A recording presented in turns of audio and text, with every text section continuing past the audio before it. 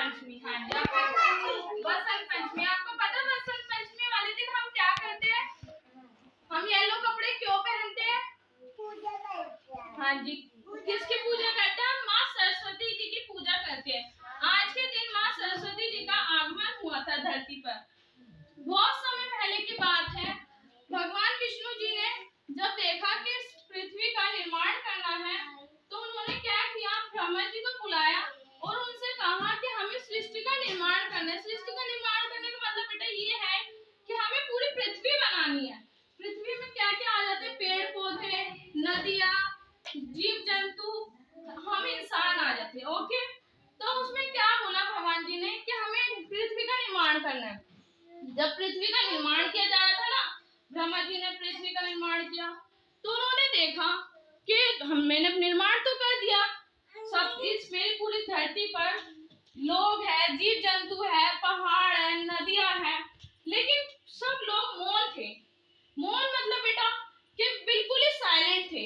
कुछ कोई भी आवाज नहीं करता था, कोई बोल नहीं पाता था, और नदियों की आवाज नहीं आती थी, चिड़ियों की चहचहाने की आवाज नहीं आती थी।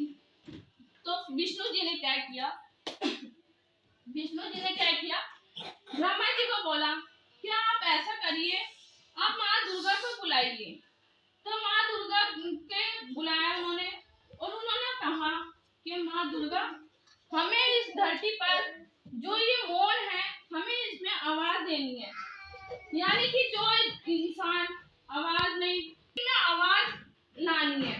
तो उसके लिए उन्होंने क्या किया? माँ दुर्गा ने सरस्वती जी से निमंत्रण किया है कि आप यहाँ पर आइए और अपनी वीणा के साथ यहाँ पर संगीत फैलाइए। तो उन्होंने क्या किया?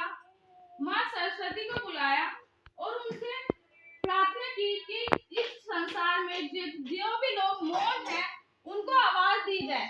यानी जो बोल नहीं पाते वो बोले, चिड़िया चहचहाए, नदियों की आवाज आए। ये भी सब के लिए माँ सरस्वती से प्रार्थना की कि आप वीणा बजाइए। वीणा उन्होंने अपना जब संगीत बजाए, तो उन्होंने पूरी धरती पर अपनी संगीत की वाणी छोड़ी। यानी जो लोग जैसे नहीं बोल पाते थे, वो बोलने लगे, नदियों की आवाजें आने लगी, चिड़ियों की आवाजें आने लगी, चहचहाने लगे। तो यही सब देखते हुए भगवान विष्णु जी बहुत प्रसन्न हुए। उन्होंने कहा कि माँ सरस्वती जी, आपने इस धरती पर मौन जो था उसको आपने एकदम से चहचहाने में प्रवेश कर दिया। तो उन्होंने क्या किया? जो धरती हमारी मौन थी, उनमें आवाज भर दी उन्होंने। उसी दिन से हम माँ सरस्वती जी की पूजा करने लगे, उनके आगमन की बधाइयां मनाने लगे।